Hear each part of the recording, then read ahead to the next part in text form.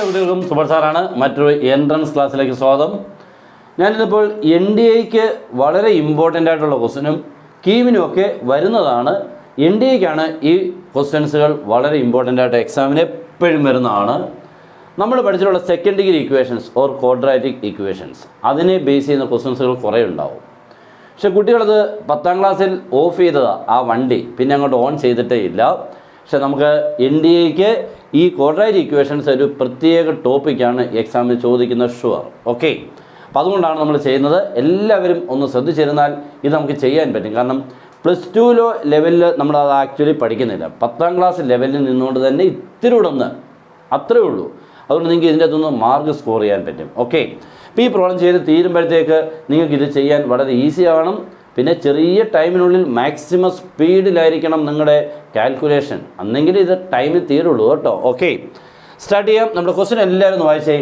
If one root means solution of the equation x² + px + 12y = 0 is 4 and roots of the equation x² + px + q = 0 are equal.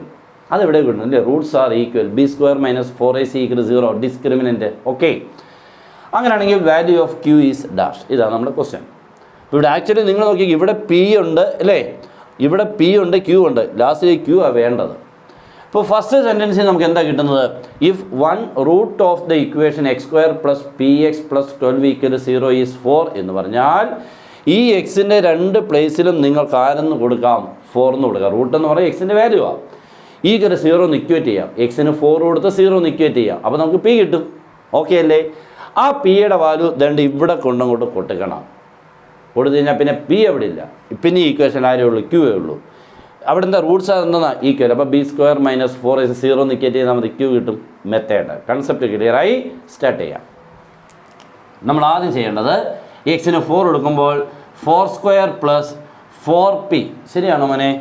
4² + p × 4p + 12 is equal എത്രയാണ്? 0. That is 16 + 4p + 12 = 0. 4p = -28. Clear ആണെന്ന് വിചാരിക്കുന്നു. 16ഉം 12ഉം 28 അപ്പുറത്ത് ചെല്ലുമ്പോൾ -28.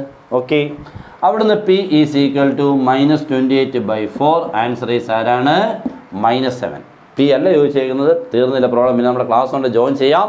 നിങ്ങൾക്ക് അടിപൊളിയായിട്ടുള്ള class, notes, equation booklet എല്ലാം തന്നുകൊണ്ടുള്ള ക്ലാസ്സാണ് കിട്ടുന്നത്. ഉറപ്പായിട്ടും നിങ്ങൾക്ക് ഏത് എൻട്രൻസിനെയും നേരിടാൻ പറ്റുന്ന രീതിക്കുള്ള കോൺഫിഡൻസ് ഉള്ള ക്ലാസ്സുകളും ക്വസ്റ്റ്യൻസുകളും എല്ലാം പുതിയ ട്രിക്സ് എല്ലാം ഉൾപ്പെടുത്തിയാണ്. ഓക്കെ, ജോയിൻ ചെയ്യുന്ന നമ്മുടെ നമ്പർ 9846708543 കോൾ ചെയ്തോ വാട്സപ്പിൽ മെസ്സേജ് അയച്ചോ ജോയിൻ ചെയ്യാം. ഇപ്പോൾ +2 പഠിക്കുന്നവർക്ക് അടുത്ത വർഷമാണ് കൂടുതലും എൻട്രൻസുകൾ എഴുതാൻ പറ്റിയ സമയം. അതിനൊക്കെ നിങ്ങൾക്ക് 1 ഇയർ കോഴ്സിനും ജോയിൻ ചെയ്യാം. വളരെ ചെറിയ ഫീസ്, അത്രമേ ഉള്ളൂ. ഓക്കെ, അപ്പോൾ പി കിട്ടുമ്പോൾ അത് അവിടോട്ട് കൊടുക്കുന്നുണ്ട്, ഇവിടോട്ട് അങ്ങോട്ട് കൊടുക്കണം. എന്ന് പറഞ്ഞാൽ പിയുടെ ബേസിൽ -7 കൊടുക്കുമ്പോൾ x² + -7 × x. അപ്പോൾ ഇത് ഇനി പ്ലസിൻ്റെ ആവശ്യമില്ല. -7x + q = 0.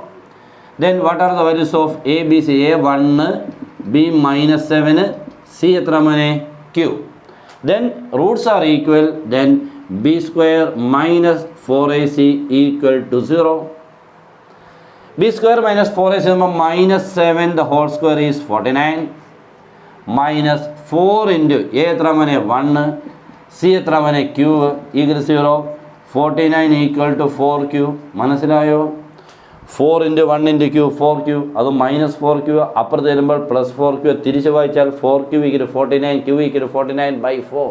ഓക്കെ, 49/4 തീർന്നു. അപ്പോൾ q = 49/4.